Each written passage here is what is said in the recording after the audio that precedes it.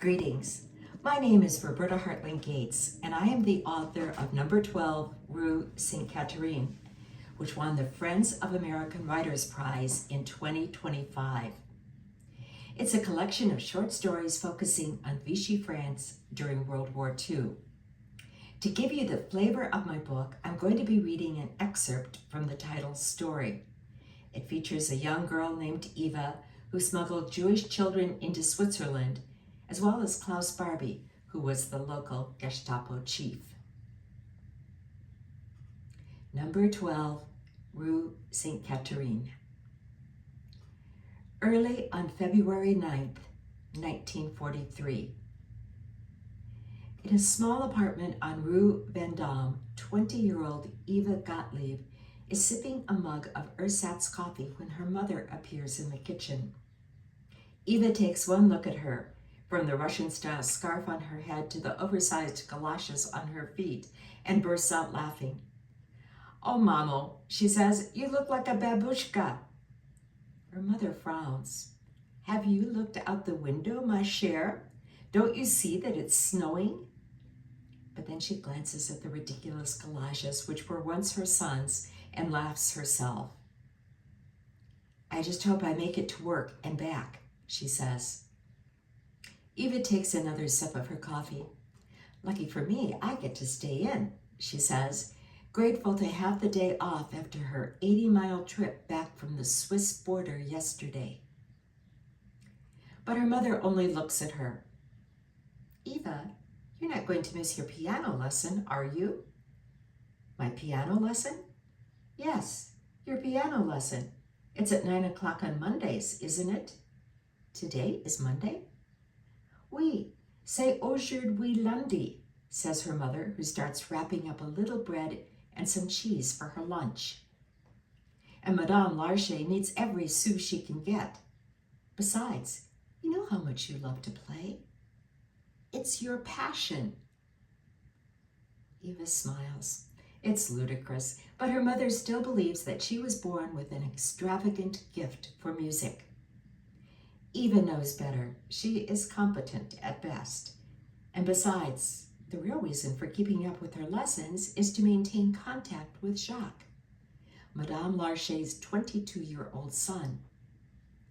As a courier for the resistance, he spends his days cycling from one rendezvous to the next. Eva never knows where he will be, but he drops by his mother's from time to time to leave her notes. Sometimes it's only a "Je t'adore" or a "Je t'embrasse." But if his cousin's flat is available, then Jacques will tell her what time to meet him there. "All right, Mamu," she says, "I'll go, and on my way back I'll stop at UGIF to see if I can give you a hand." Eva's mother is the secrétaire générale, and Eva, who has the nominal title of assistant typist, needs to drop by occasionally just to protect her cover. 9 o'clock in the morning.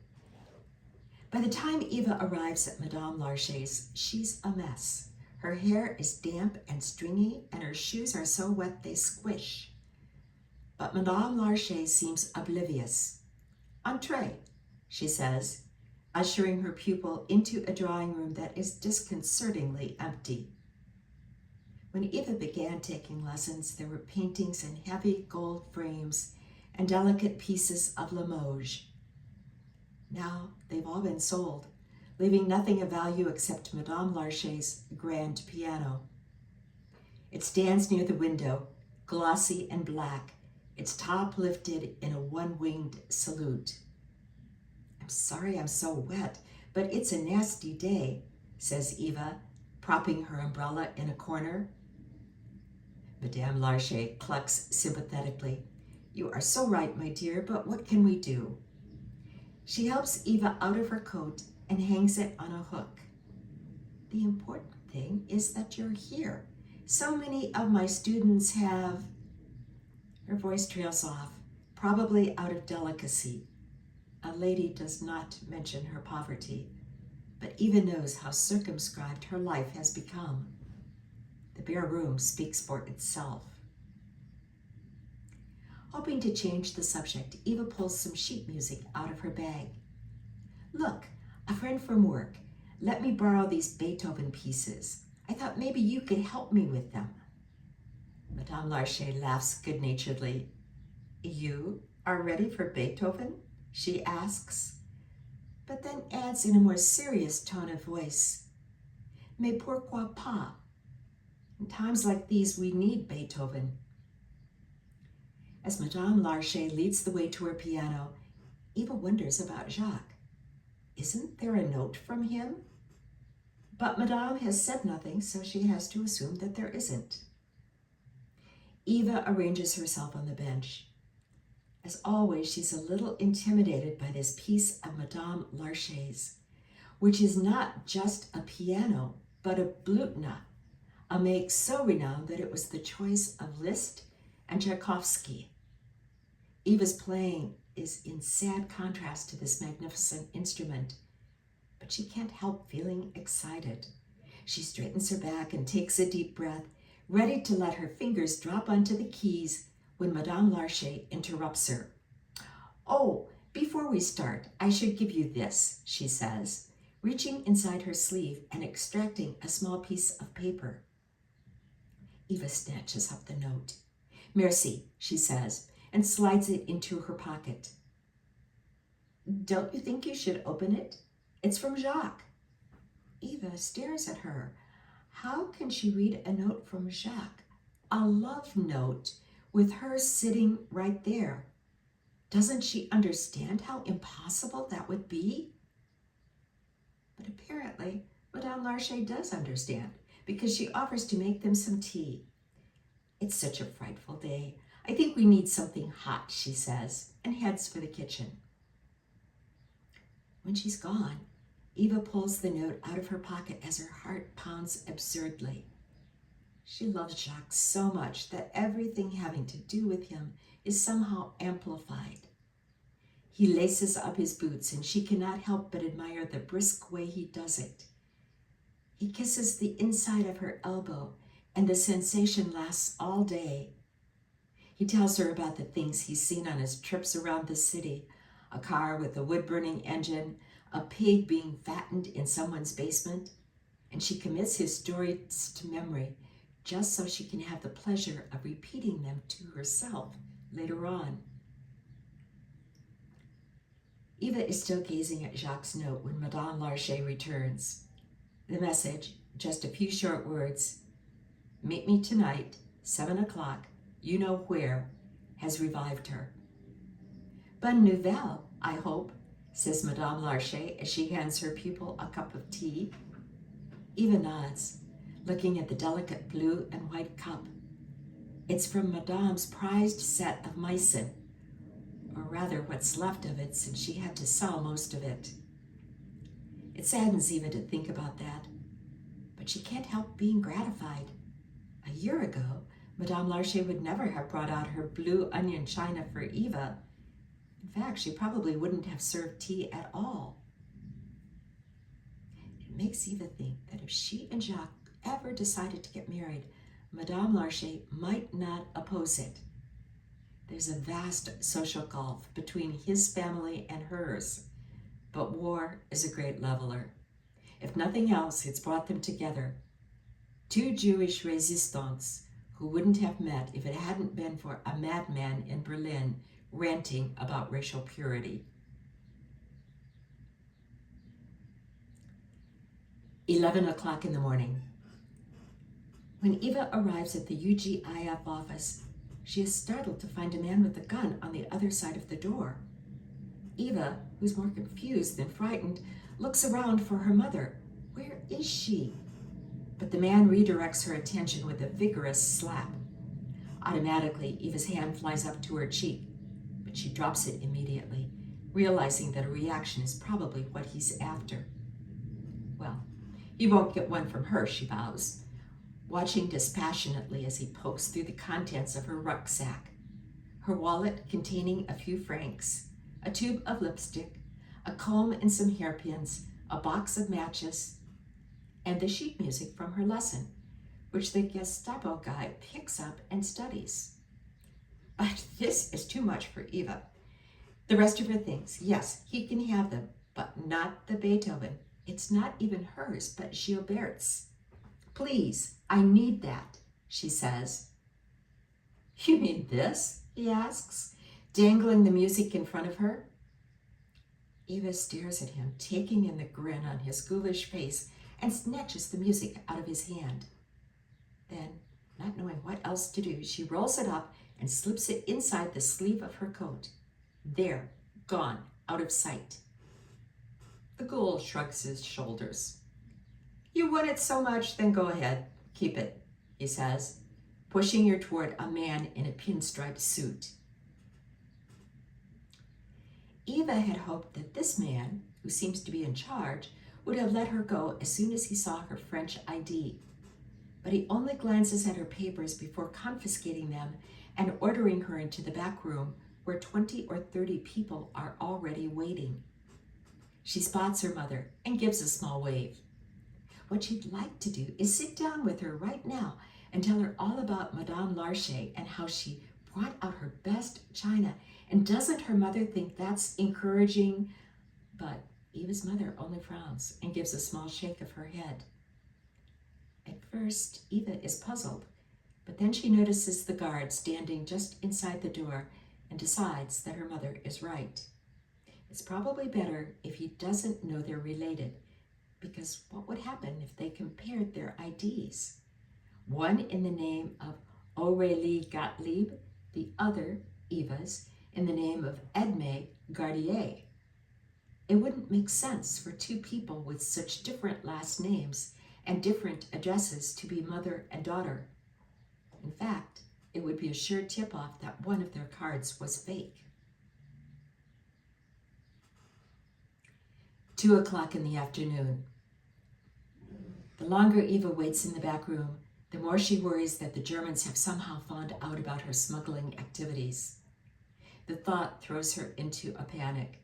She doesn't know firsthand what goes on at the Hotel Terminus, but she's heard plenty of stories. How they inject acid into people's bladders. How they use the hotel's fancy bathtubs to hold people's heads underwater until they're on the verge of drowning. How there are even electrodes. But then she stops herself. No, she can't think about this. It's too appalling. She takes a few deep breaths, then forces herself to think about something else. The ingredients for bouillabaisse, the kings of France going back to Philip II, the names of all her cousins in alphabetical order. But nothing helps. Her mind keeps sliding back to the Hotel Terminus. Suddenly, though, she remembers the Beethoven scores. Why not study those? She picks up her coat and pulls the sheet music out of the sleeve. Looking down at Für Elisa, which is on top, Eva can hardly believe that she'd been playing it for Madame Larcher just a few hours ago. Madame had winced at every wrong note, but the only thing she'd said was, Eva, please, try to let yourself go.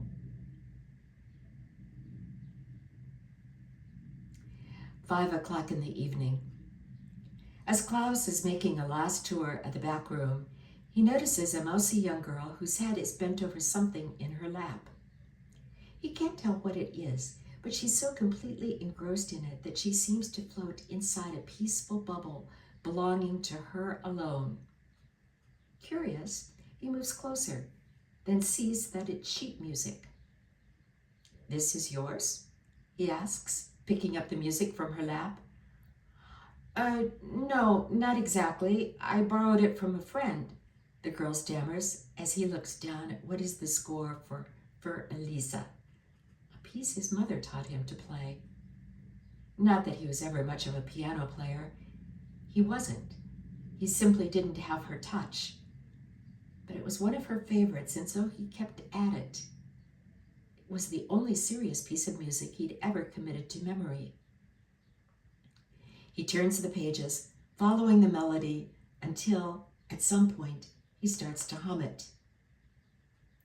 Eva, watching from the corner of her eye, is amazed. If she's ever going to plead her case, then the time is now. That's what I've been working on, she tells her pinstriped captor. At my lesson, I mean. It was just this morning, before I came here. He glances at her briefly. Compris, he says, and returns to the music. Frustrated, Eva decides on a more direct tack. But monsieur, don't you recall that I am French? If only you'd take another look at my ID, you'd see... Her voice trails off, and Klaus looks down at her. But if you're French, what are you doing here? This is a Jewish agency. I know, but I had to return the sheet music I borrowed. Klaus regards this as an unlikely excuse. Who did you borrow it from? Is that person here? The girl looks uncomfortable and for several long moments says nothing. Eventually, though, she points to a sparrow-like woman on the opposite side of the room, whose name, she says, is Gilberte. Klaus crosses the room and stands in front of her. So tell me, Gilberte, is this music yours? Oui, monsieur. We both study with Madame Larcher. Then, after a pause, she adds, perhaps you've heard of her. She is a remarkable teacher. The conversational way that she says this, as if they were at a party, as if she were advising him to take lessons too, startles Klaus, and he stands back to take a better look at this puny, insolent woman. He's on the verge of slapping her, but she quickly bows her head and he makes do with the grunt instead. He thrusts the music at her. Here, take it, he says, and walks back to the Beethoven girl. So you're French, are you? He asks. If only you'd check my ID, then you'd see, yes, but what do you say? My name is Edme Gardier, monsieur, and I was born in Saint-Pierreville, just 2 hours south of here. That makes me French. It is a stout response, but Klaus thinks he hears a slight tremor. So how long have you been taking lessons? Lessons? The piano.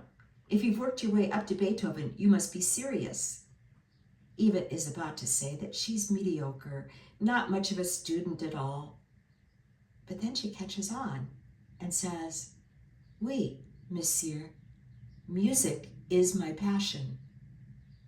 Ach, is all he says. But she can tell he's debating her case. Elation bubbles up inside her, and she thinks fleetingly about Jacques. It's late, almost 6 o'clock, and his cousin's flat is on the other side of the city, but Jacques will wait for her. She's sure of that. Yes. All right, the Gestapo chief says finally. Just pick up your papers. He points to a tall, blonde-headed man, and then you can go. But suddenly, Eva isn't sure.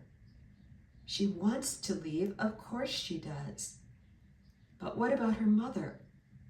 She can't just walk out and leave her behind, can she? Eva is reasonably certain that even if they arrest everybody else, they'll still let the staff go. But what if she's wrong? Then she might never see her mother again. Eva steals a quick peek at her mother, but her mother's face is insistent. Don't throw away this chance, Eva. Go now before you lose your nerve. Still, Eva hesitates. Her father is gone, her brother too, and she doesn't want to be alone. She can't be. It would be unbearable. She looks down at the floor and back again at her mother, who this time goes so far as to shake her head. It's a very minimal shake, but the chief still sees it. What's the problem? Do you know this woman? Is she related to you? No, of course not, Eva insists, but something inside her stops. Staying would be so easy. It would require nothing of her, just a quiet submission, that's all. And then everything would be over. No more hiding babies in rucksacks. No more waiting in ditches for patrols to pass. No more barking dogs straining on leashes. She glances at the door and thinks how far away it is, impossibly far. And her feet are so heavy, too heavy even to lift. No, better to stay and be here with her mother. Family is the only thing that matters now. But then an image of Jacques floats into her mind. She sees him quite clearly. The thick, dark hair, such lovely hair, the impotent grin, the eye tooth that projects just a little. She suddenly realizes that everyone here, even her mother, belongs to the past. Only Jacques can offer her a future, a home, a family, a place for herself on this earth when the fighting finally comes to an end. "Well, are you going or not?" asks the chief. His tone is menacing. Eva looks at him blankly. "Oui, monsieur," she says, so detached from this moment that she seems to be watching the scene from above. She sees the Nazi in his pinstripe suit and herself, an insignificant girl wearing black woolen stockings and a shapeless jumper. For a moment, this lifeless girl stands there. But then, slowly, she turns, and in a way that is almost robotic, starts moving away. Someone picks up her coat and hands it to her. "Here, Eva, you'll need this." And then somehow she's standing in front of the blonde-haired man being handed her documents. "Merci," she says automatically, and drifts closer to the door, aching to look back at her mother. Just one last glimpse. Is that too much to ask? But knowing that it's far too risky, and she can't bear to part this way. It's so heartless, so cold. But what choice does she have? "Mamo, I love you, I do," she whispers, willing her mother to somehow hear this secret farewell as she, Eva, steps through the door and enters a stairwell so narrow and dark it feels like a tunnel.